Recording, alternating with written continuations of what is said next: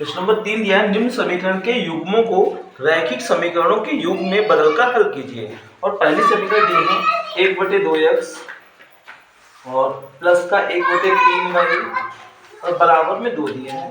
ये पहली समीकरण है।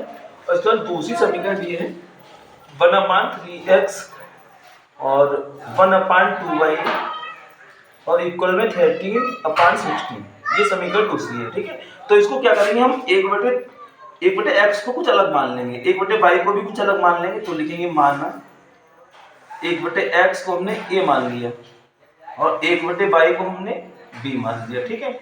अब यहाँ पे 1/x की जगह a आएगा तो समीकरण क्या बनेगी, a/2 बनेगा, a/2 प्लस ये बनेगा b/3 बन जाएगा बराबर 2, ठीक है। अब सभी का एलसीएम लेके हम इसको इजी यानी इजी समीकरण में चेंज कर लेंगे। 6 हो जाएगा, 2 से इसको भाग करेंगे 3 आएगा, 3 की a से गुणा करेंगे 3a हो जाएगा। इसी प्रकार 3 से एलसीएम को डिवाइड करें, 3 दूनी 6 तो 2 की गुणा b से 2 भी हो जाएगा बराबर 1 से 6 को भाग करेंगे 6 आएगा, 6 की 2 से गुणा 6 दूनी 12। तो समीकरण ये आपकी आ गई तीसरी, 3a प्लस 2b और बराबर का 12। दोनों साइड में एलसीएम लिया है, इक्वल के नीचे से लाइन गई है तो ये एलसीएम छोड़ दिया जाता है क्योंकि ये दोनों तरफ से कैंसिल हो जाएगा, ठीक है। ये समीकरण आप फर्स्ट मान लो, इसको आप समीकरण 2 मान लो, ठीक है। तो ये समीकरण आपकी आई है 3। इसी प्रकार इसको भी सॉल्व कर लेंगे। जैसे इस समीकरण को सरल किया है ऐसे इसको भी बना लेंगे।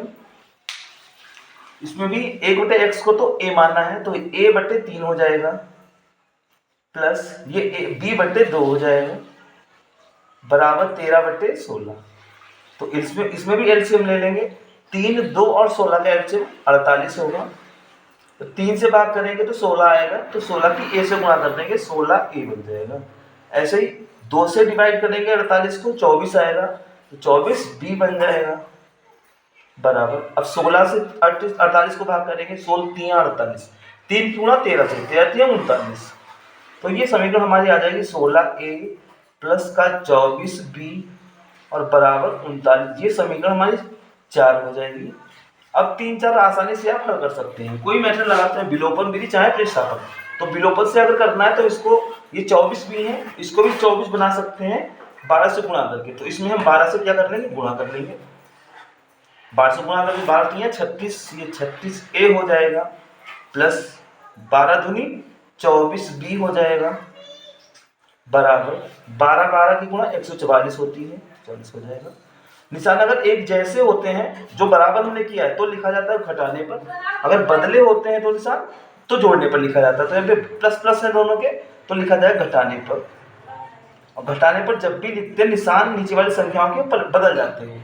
144 प्लस का है लेकिन अब हमने कैसे कर दिया, माइनस का। 24b प्लस का है ये तो माइनस कर देना है, 36 प्लस का है तो माइनस का कर देना है।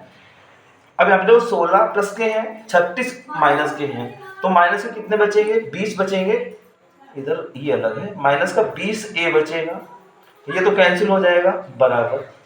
अब यहाँ पे 39 प्लस का है, 144 माइनस का है, तो घटा लेंगे 144 में से 39 को घटाएंगे तो कितना है, यहाँ से दहाई लेंगे, यहाँ 14, 14 में से 9 जाएगा 5, यहाँ रहेगा 3, 3 में से 3 गया 0 और यहाँ पे 1, तो 105 आएगा। लेकिन वो माइनस, क्योंकि माइनस की संख्या बड़ी है, माइनस का 105 हो गया। अब माइनस से माइनस कट जाएगा, 5 से दोनों संख्या कट रही हैं तो आप काट सकते हैं, 5 चक्कू 20 और 5 दूनी 10, 5 एकम 5। तो a बराबर कितना हो जाएगा, a बराबर आ जाएगा 21/4। तो a का मान कितना है, 21/4 हो जाएगा।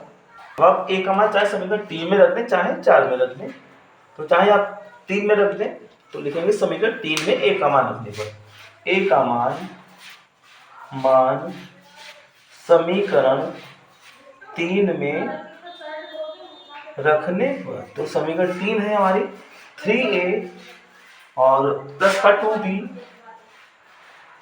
और बराबर में है 12। अब a की जगह a का मान 21/4 डालना है, तो 3 गुणे 21/4 प्लस का 2b बराबर 12। 3 से तो अच्छा 3 से नहीं कटेगा, ये 3 है यहाँ पे तो गुणा कर लेंगे, 21 या 63/4 हो जाएगा। इसको हम उधर भेज देंगे 63/4 को उधर, तो ये बनेगा 2b बराबर 12 माइनस 63/4, ठीक है। अब इधर एलसीएम लेके फिर सॉल्व कर लेंगे।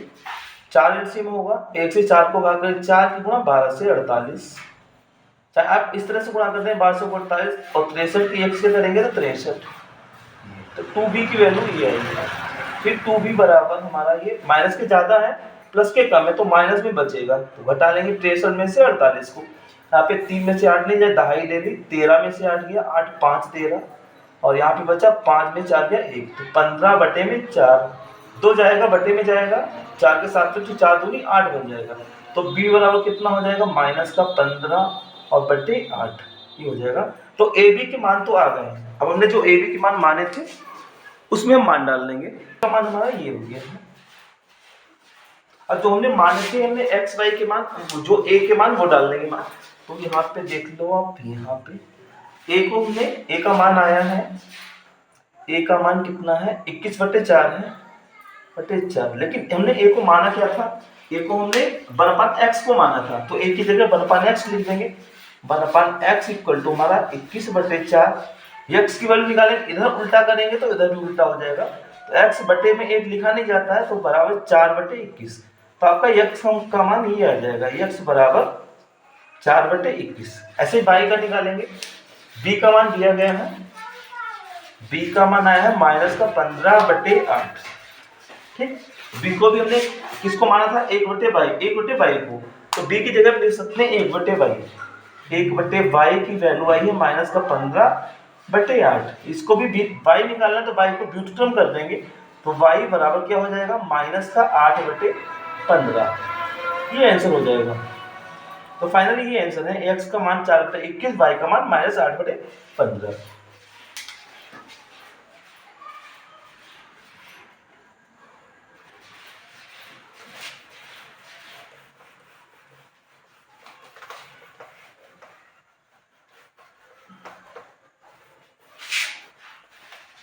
और इसके बाद में इसी में अथवा दिया है, दो वर्गों के क्षेत्रफलों का योग दे रखा है 117 वर्ग मीटर, यदि उनके परिमापों का अंतर 12 मीटर हो तो दोनों वर्गों की भुजा ज्ञात कीजिए। तो सबसे पहले भुजाएं मान लेंगे, परिमाप हम तभी निकाल पाएंगे। तो लिख लेंगे, माना छोटी भुजा बराबर छोटी, यानी छोटे वर्ग की भुजा, ठीक है, माना छोटे वर्ग की भुजा, छोटे वर्ग की भुजा हमने x एज्यूम कर ली, x मान ली, ठीक है। और फिर यहाँ पे दे रखा है परिमापों का अंतर, तो बड़े में से ही छोटे को घटाएंगे, तो बड़े वर्ग का परिमाप, बड़े वर्ग का परिमाप माइनस छोटे वर्ग का परिमाप इन दोनों का अंतर दे रखा है 12, यानी बड़े वर्ग के परिमाप में से छोटे वर्ग को परिमाप घटाएंगे तभी तो अंतर प्राप्त होगा, 12 दे रखा है। अब परिमाप का फार्मूला 4 गुणे भुजा होता है, तो ये तो अभी पता नहीं है, तो इसको हम यही उतार लेंगे, बड़े वर्ग का यही रहेगा माइनस छोटे वर्ग का, यानी 4 गुणे भुजा, 4 गुणे x हो जाएगा बराबर 12, ठीक है। तो हमारा यहाँ पे क्या बनेगा, बड़े वर्ग का परिमाप बराबर, इधर 12 है तो 4x माइनस का उधर जाएगा तो प्लस का 4x बन जाएगा, ठीक है, हो गया। अब हमारे बड़े वर्ग की परिमाप का फार्मूला तो 4 गुणे भुजा ही होता है, लेकिन यहाँ पे भुजा बड़े वर्ग की लिखी जाएगी, ठीक है, 4 गुणे बड़े वर्ग की भुजा, बड़े वर्ग की भुजा बराबर, ठीक है, ये 4 इधर कॉमन ले लेंगे, तो क्या 4 तियां 12 प्लस x हो जाएगा। अब 4 से 4 कट जाएगा, तो बड़े वर्ग की भुजा कितनी आ जाएगी, बड़े वर्ग की भुजा बराबर,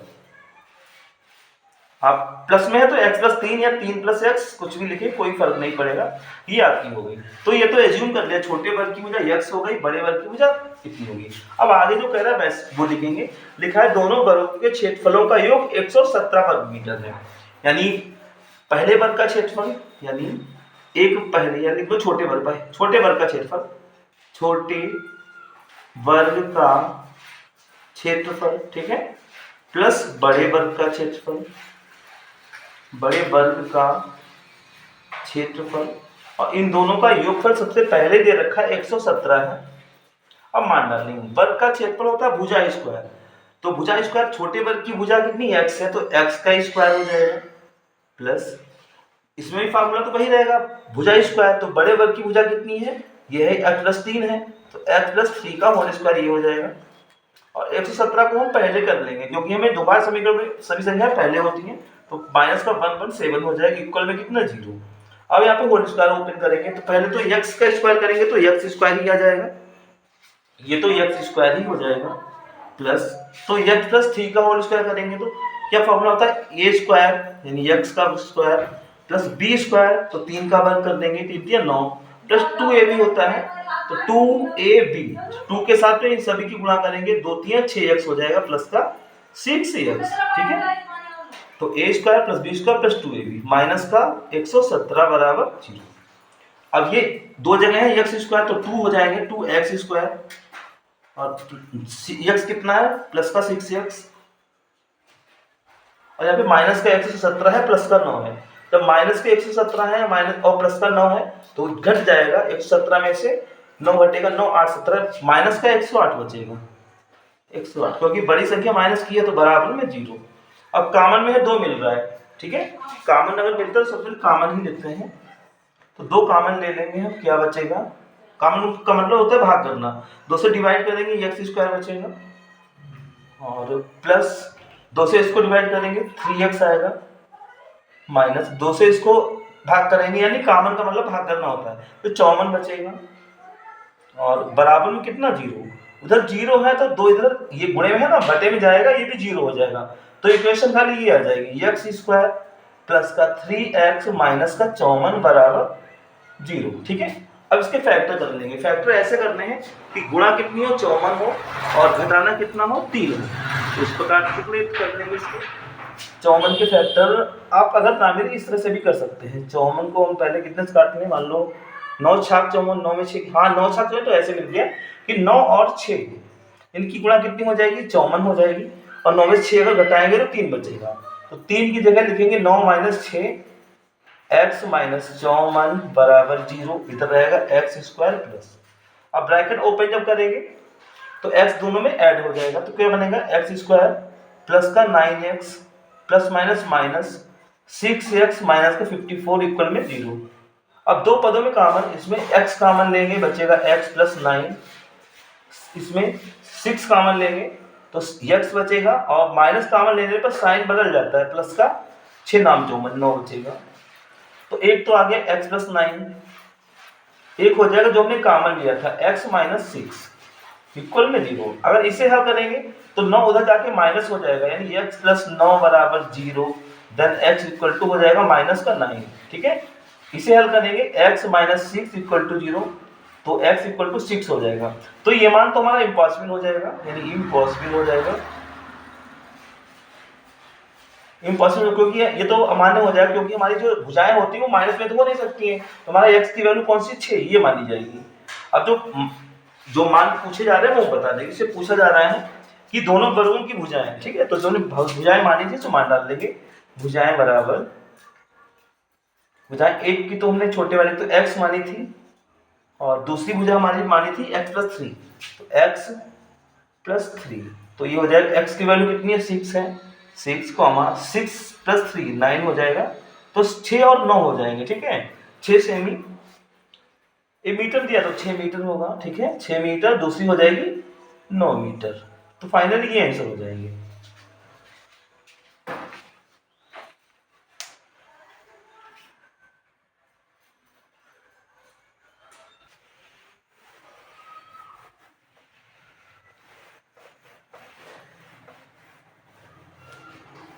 चार दिया है 60 मीटर ऊंचे एक मीनार की चोटी से एक मकान की छत तथा आधार के अवनमन कोण, ठीक है, एक मीनार है, मान लो ये मीनार हमने मान ली, और एक मकान है, ये मकान हो गया, ये मीनार हो गई, बोला मीनार की चोटी से मकान की छत ये हो गया, तो ये वाला अवनमन कोण, ठीक है, अवनमन कोण यानी ऊपर से नीचे देखते हैं तो अवनमन कोण बनता है, ये वाला कोण अवनमन कोण हो गया, और फिर बोलना है तथा आधार की अवनमन कोण, यहीं से आधार ये है मकान का, तो आधार ये हो जाएगा, ये वाला अवनमन कोण, ठीक है, ये वाला, ठीक। ये दोनों दे रखे हैं, ये दिए हैं, एक तो पहला दिया 60, ये यहाँ पे ये कितना है 60 तो नहीं है, ये 45 दिया है, पहला 45 है तो ये 45 है, तो यहाँ पे ये भी हमारा ये वाला यानी ये 45 है तो ये वाला भी हमारा कितना 45 हो जाएगा। और फिर दे रखा है जो ये नीचे आधार पे आया है ये पूरा ये दिया है 60, ये 60 अंश दिया है, तब ये 60 है तो ये भी हमारा कितना हो जाएगा 60 हो जाएगा। और इससे पूछा जा रहा है 60 मीटर ऊंची मीनार, मीनार की तो ऊंचाई पता है 60 मीटर, ये पूरा यहाँ से यहाँ तक 60 मीटर है, ये है, ठीक है। और इसके बाद में पूछा जा रहा है इसमें मकान की ऊंचाई, मकान की ऊंचाई ही हमने एच एज्यूम कर ली, एच मीटर, ये पूछा जा रहा है।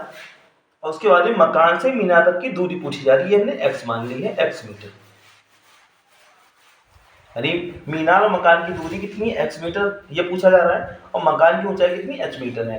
तो आपको जब एक तो में डायग्राम में ट्रायंगल ये चाहिए होगा, इसमें तो पूरा लंब ये होगा 60 है दिया गया है, जब ये वाला ट्रायंगल जब हल करेंगे तो लंब इतना होगा, तो इसका ही मान निकाल लो क्योंकि ये जरूरत पड़ेगा, पूरा है x, ठीक है, और इतना कितना ये है, ये कितना है h है, इधर से देख सकते हैं h के बराबर है, तो ये कितना हो जाएगा टोटल में से h को माइनस कर देंगे, तो ये वाला लंब हो जाएगा 60 माइनस का h, इतना हो जाएगा। और ये अगर x है तो ये भी लाइन x के बराबर होगी। अब यहाँ पे पहले वो जो माना है पहले वो लिख लेंगे, ठीक है, और ए बी सी डाल सकते हैं आप, यानी a और b क्या है मीनार है, और सी डी क्या है भवन है, और पॉइंट यहाँ पे एक ले लो e बिंदु, ठीक। तो सबसे लिखेंगे माना भवन की ऊंचाई, भवन की ऊंचाई बराबर कितना माना h मीटर माना है, और उसके बाद में भवन और मीनार के बीच की दूरी पूछी गई है, तो ये भी लिख देंगे भवन तथा मीनार के बीच की दूरी बराबर, के बीच की दूरी बराबर कितनी मानी है x मीटर मानी है। तो यही दोनों में मान निकालने हैं, कोई भी ट्रूथ पहले आप लोग कर सकते हैं, तो पहले ये वाला ट्रूथ दे दें ए बी यानी बी ए सी बड़ा सा त्रिभुज, ये दिख रहा है आपको, ये समकोण त्रिभुज में ही ये ट्रिग्नोमेट्री लगती है, तो जगह बी ए सी में तो लिखेंगे समकोण त्रिभुज, समकोण त्रिभुज बी ए सी में, ठीक है। तो जो जो मान दिए किसका यूज करना है, एक तो हमें लंब है और आधार है, तो लंब आधार किस में आता है tan में आता है, तो tan थीटा बराबर होता लंब बटे आधार, लंब बटे आधार। वैल्यू पुट करें थीटा कितना है 60 है, तो ये हो जाएगा tan 60 इक्वल में लंब कितना है, ये वाला ट्रायंगल देखना है लंब यानी जो एंगल होता है उसके सामने वाला, ये लंब हो गया कितने का है 60 मीटर, 60 है, बटे में आधार कितना है x है, तो x हो गया tan 60 की वैल्यू √3 होती है, तो √3 हो गया बराबर 60 बटे x। अब यहाँ पे ये तिरछे इंटरचेंज हो सकते हैं, यानी x यहाँ जाएगा √3 यहाँ पे हो जाएगा, तो x इक्वल टू कितना 60 बटे √3 हो जाएगा। इसका परिमेयकरण कर लेंगे, परिमेयकरण का अर्थ होता है दोनों को जो बटे में रूट है उस वाली संख्या से गुणा करना, तो बटे में रूट वाली संख्या हट जाती है, तो यहाँ पे हम इसको x बराबर 60 बटे √3 है, इसको √3 से ही गुणा कर लेंगे, तो ये तो हो जाएगा x बराबर 60 √3 हो जाएगा, बटे में √3 की जो सेम संख्या होती है उन पे रूट लगा हो तो गुणा करने पे रूट हट जाता है, कितना 3 हो जाएगा। अब 3 से इजीली कट जाएगा, 3 दूनी 6 0, तो मान जो बीच की दूरी दी है वो कितनी है 20√3 मीटर, ये आंसर तो एक आ गया, ठीक है, यानी मीनार और भवन के बीच की दूरी आ गई। अब इसके बारे में क्या निकालने को रह गया है भवन की ऊंचाई, ठीक है, तो ये वाला ट्रायंगल ले लेंगे, ये छोटा सा दिख रहा है BED, यानी लिखेंगे समकोण त्रिभुज BED में, तो लिखेंगे समकोण त्रिभुज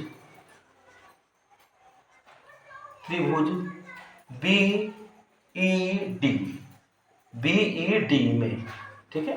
तो इसमें क्या हो जाएगा, इसमें भी tan लगेगा क्योंकि आधार से हमें मतलब है और आधार पता भी है और हमें लंब से मतलब है, तो ये हो जाएगा tan थीटा बराबर लंब बटे आधार, फार्मूला तो वही पड़ेगा लंब बटे आधार।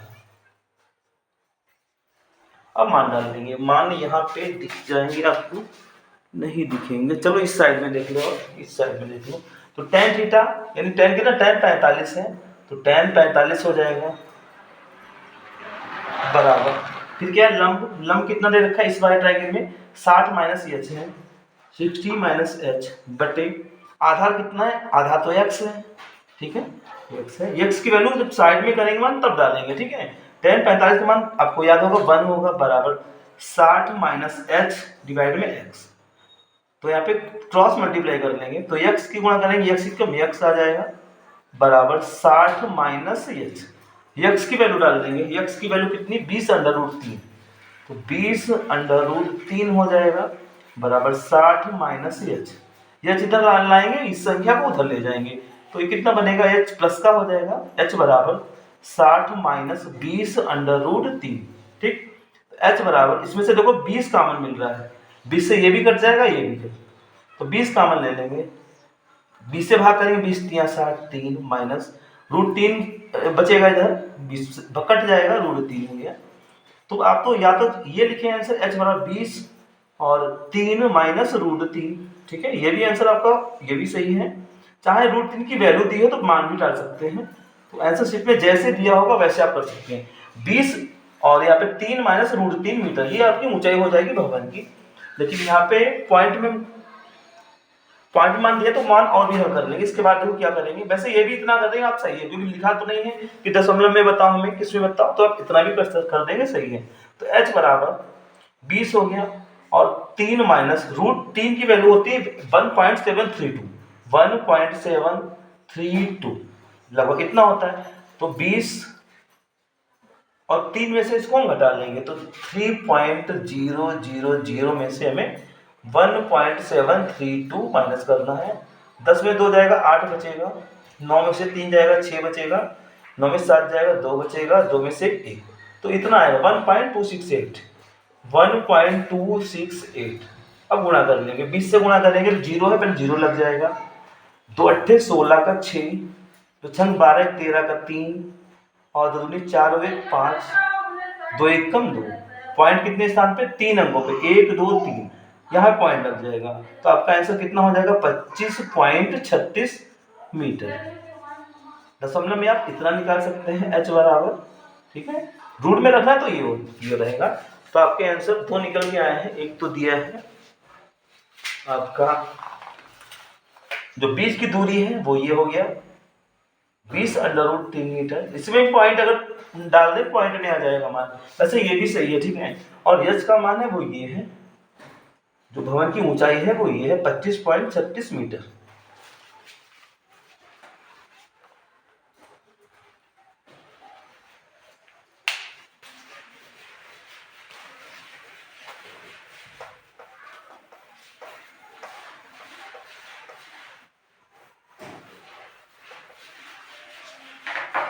और इसके बाद में इसमें अथवा नंबर में दिया है एक 80 मीटर चौड़ी सड़क के दोनों ओर आमने सामने समान ऊंचाई वाले 2 खंबे लगे हुए हैं। तो 100 यानी कितने मीटर की, 80 मीटर चौड़ी सड़क है, मान लो ये 80 मीटर है, टोटल 80 मीटर यहाँ से लेके पूरा यहाँ तक ये हो गया 80 मीटर, ठीक है। दोनों साइड में बराबर खंबे लगे हैं, जितना ये है ऊंचाई का उतना ही ये है ऊंचाई, दोनों की ऊंचाई बराबर है, खंबे लगे हैं। और फिर लिखा है इन दोनों खंभों के बीच, दोनों खंभे सड़क के एक बिंदु से, खंभे बराबर ऊंचाई के हैं, दोनों खंभों के बीच जो सड़क है ये, इस पे बोला है सड़क के एक बिंदु से, कोई बिंदु है पता नहीं कहाँ पे है, ठीक है। अगर बोला मध्य में तो मध्य में हमारा यहाँ पे हो जाता, लेकिन बोला कहीं पे भी तो हमने कहीं भी मान सकते हैं, और यहाँ पे हमने मान लिया। फिर बोला है कि उस बिंदु से खंभों के शिखर के उन्नयन कोण, यहाँ से ये वाला एंगल खंभे का और यहाँ से ये वाला है, उन्नयन कोण नीचे से ऊपर होता है, ठीक है। ये एक 60 है एक 30 है, तो ये 60 हो जाएगा, क्योंकि जो यानी जो आधार छोटा होता है वो एंगल बड़ा होता है, ठीक है।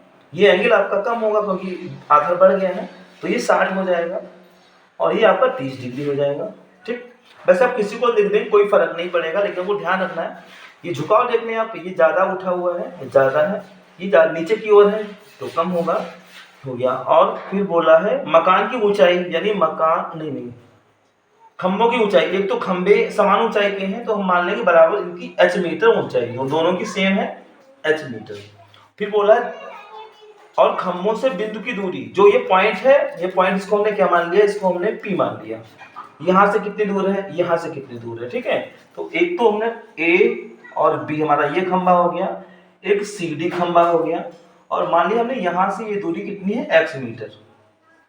मतलब एक खंबे से बिंदु जो है x मीटर दूर है, तो टोटल 80 है। इधर कितना हो जाएगा, 80 में से x घटा लेंगे, ये दूरी हो जाएगी 80 माइनस x मीटर।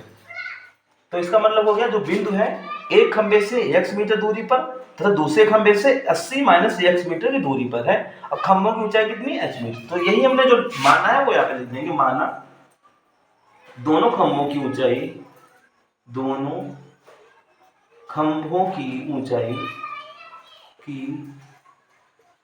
ऊंचाई बराबर h मीटर। दोनों खंभे हैं h मीटर ऊंचाई के हैं, और बिंदु पूछा गया तो लिखेंगे बिंदु जो P है, ठीक है, बिंदु एक खंबे से x मीटर दूरी पर, एक खंबे से x मीटर तथा दूसरे खंबे से उधर से कितनी दूर है, 80 minus x metre, 80 minus x metre दूरी पर है, कितना हो गया। अब एक एक करके ट्रायंगल हल कर लेंगे। पहले कौन सा ट्रायंगल, कोई आप हल कर लें, चाहे आप यही हल कर लें चाहे आप वो हल करें, तो यही हल कर लो। त्रिभुज हो जाएगा PAP में, या BAP लिख सकते हैं, समकोण त्रिभुज BAP में, ठीक है। tan थीटा लगा देंगे, tan थीटा कितना है, 60 है, tan 60 हो जाएगा बराबर लंब बटे आधार, लंब h है, आधार x है, लंब बटे आधार। अब tan 60 की वैल्यू डाल देंगे, होता है √3 मान इसका बराबर h डिवाइड में x, क्रॉस मल्टीप्लाई करेंगे, h1 की गुणा h1 जाए h हो जाएगा बराबर ये गुणा √3 की x से √3x हो जाएगा। तो ये तो मान अभी माना हुआ h का मान आ गया, ठीक है। आगे जो x की वैल्यू आएगी इसमें डाल देंगे, मान एक समीकरण पहली हो गई, ठीक है। अब दूसरा त्रिभुज हल करेंगे, वो वाला कौन सा है, DCP। चाहे ये बीच में रखना है आपको, ये वाला 90 है, ये बीच में रखना है, चाहे इधर से पढ़े PCD चाहे DCP पढ़े, ठीक है।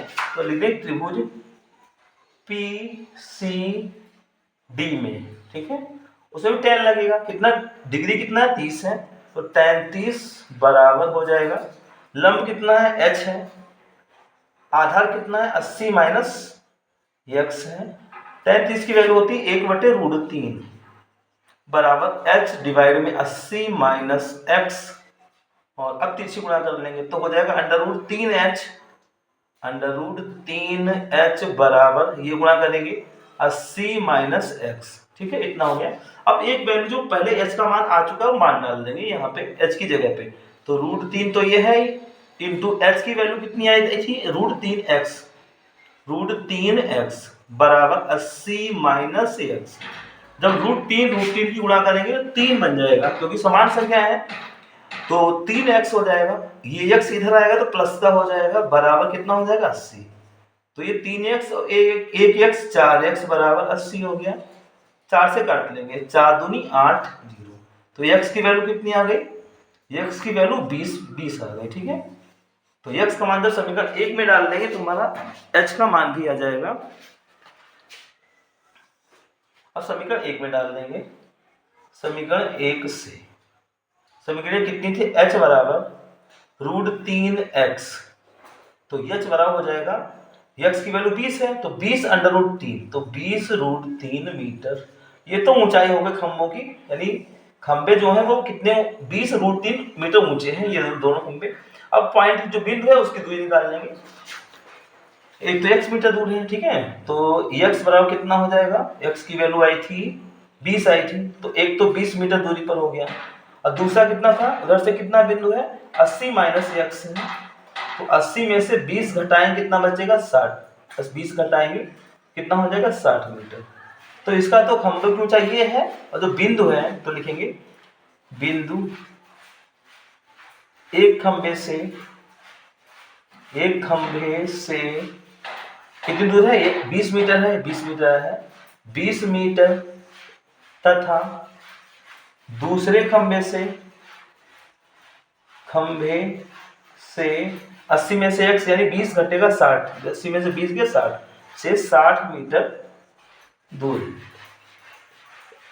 है। तो इस तरह आप सॉल्व करेंगे, चाहे √3 की वैल्यू डाल दें, मान डाल दें इसका, तब भी रूट पॉइंट में आ जाएगा आंसर आपका। ये भी वैसे सही है। हाँ, किताब बुक में भी आपके यही दे रहा है, h बराबर 20 √3 और x बराबर 20, ठीक है। तो इसमें एक ही मान दिया है, तो आपने दोनों तरफ से बता दिया कि ये 20 मीटर दूरी पर होगा, ये 60 मीटर दूरी पर होगा, तभी टोटल मिलकर 80 मीटर हुआ है।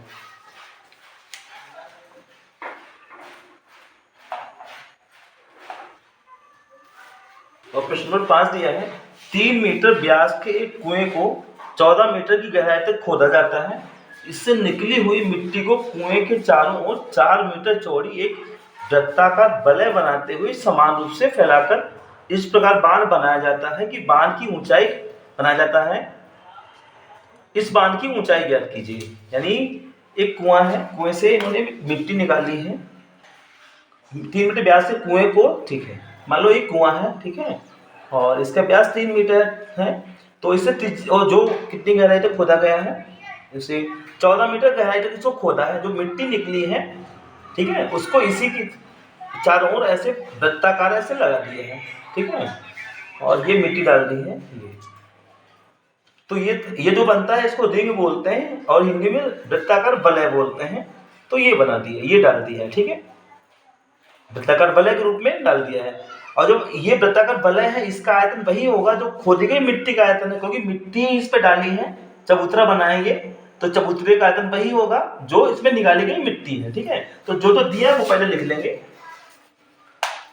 एक तो व्यास दिया है, ठीक है, कुएं का व्यास, कुएं का व्यास दिया है 3 मीटर, तो त्रिज्या हो जाएगी कुएं की त्रिज्या r बराबर 3/2 ये हो जाएगी, ठीक है, ये हो जाएगी। जब पड़ेगा तो 2 से भाग करके 1.5 कर लेंगे। और गहराई दे रखी है, यानी कुएं की गहराई h दी है, वो दी है 14 मीटर, 14 है 14 मीटर। इतनी गहराई और इतनी त्रिज्या का मतलब कुआं था, उसको खोद के मिट्टी निकाली है, ठीक है। और इस मिट्टी को इन्होंने एक चबूतरे पे डाला है। चबूतरा कैसा है, वलय के रूप में, ठीक है। तो हो जाएगा मान, अच्छा वलय के मान, उसके चबूतरे के भी मान लेंगे, मानना चबूतरे की त्रिज्या ये पूरी यहां से लेके ये हमारा आंतरिक हो गया, बाहर वाली त्रिज्या इसको कैपिटल R मान लेंगे, ठीक है, यहां से लेके पूरी यहां तक, ठीक। और जो इसकी ऊंचाई होगी उसको हम कैपिटल H मान लेंगे। बांध की ऊंचाई, जो बांध चबूतरा बना है इसकी ऊंचाई पूछी जा रही है, इसकी ऊंचाई को हम कैपिटल में मान लेंगे, ऊंचाई हम h मान लेंगे, ये हमने मान लिया, ठीक। अब यहाँ पे दोनों के आयतन बराबर होंगे, तो लिखेंगे चबूतरे का आयतन बराबर हो जाएगा खोदी गई मिट्टी का आयतन, खोदी गई मिट्टी का आयतन, ठीक है। क्योंकि चबूतरा ये पूरा है, ये रिंग के आकार का है, तो रिंग यानी वलय के आकार का है, तो वलय का फॉर्मूला लगाएंगे। और मिट्टी निकाली है, कुएं से निकाली है, खाली एक ही त्रिज्या थी, ठीक है, तो उसको यानी बेलना का है तो बेलन का फॉर्मूला पड़ेगा। तो रिंग का जो एक टोटल रिंग दिख रहा है आपको, ये इसमें मिट्टी पड़ी है, तो इसका वलय का जो फार्मूला होता है वो होता है पाई, और बड़ी त्रिज्या यानी यहाँ सेंटर से लेके बाहर तक की त्रिज्या r है, r² माइनस यहाँ से लेके जो अंदर की है आंतरिक, उसको माइनस किया जाता है गुणे h। ये फार्मूला आपका वृत्ताकार वलय का है बराबर। खोदी गई मिट्टी का आयतन, ये तो कुएं से निकाला गया, खोदी गई मिट्टी, तो कुआं कैसा है, बेलनाकार है, तो बेलन का पाई r²h ये रहेगा। बेलन के मान स्मॉल माने तो स्मॉल लिखेंगे, और चबूतरे के माने कैपिटल में माने कैपिटल। अब आप यहाँ पे चौड़ाई दी है 4 मीटर, यहाँ से यहाँ तक चबूतरा है, उसकी चौड़ाई 4 मीटर तक है, तो यहाँ से लेके यहाँ तक का मान कितना था, ये त्रिज्या कितनी थी, 3/2 का अर्थ होता है 1/5, 1% था, 1.5 2 से भाग कर लिया, तो 1.5 ये है, ठीक है। अब पूरी अगर यहाँ से बाहर तक की निकाले, यानी r का मान तो कितना हो जाएगा, 4 में 1.5 जोड़ेंगे कितना हो जाएगा, 5.5 मीटर, ये हो जाएगा। अब यहाँ पे मान डालेंगे, तो पाई कैंसिल आउट हो गया, r² 5.5 का square minus R square small 1.5 का स्क्वायर गुणे में एच बराबर स्मॉल आर का स्क्वायर कितना 1.5 स्क्वायर इंटू एच कितना है हमारा स्मॉल एच 14 मीटर है 14 मीटर है।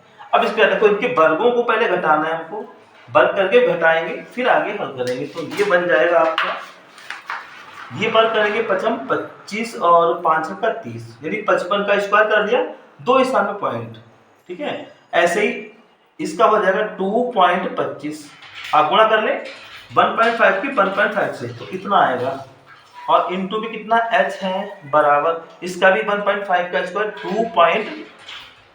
2.25 इंटू 40। अब ये घटा लेंगे 30.25 में से हमें घटाना है कितना 2.25 तो 25 तो घट गया 0 हो गया, पॉइंट का 0 तो लिखना नहीं है तो 30 में से 2 जाएगा 28 बचेगा यानी 28 गुणे h बराबर में जो दिया है 2 इंटू 0.25 गुणे 40।